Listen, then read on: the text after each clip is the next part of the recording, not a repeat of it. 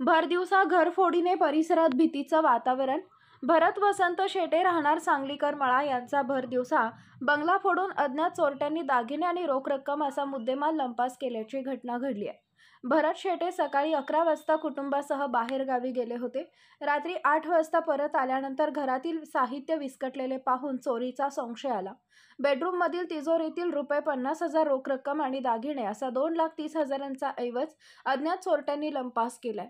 टेरेसवरून प्रवेश करून बेडरूममधील तिजोरीचा कुलूप फोडून चोरी केली आहे.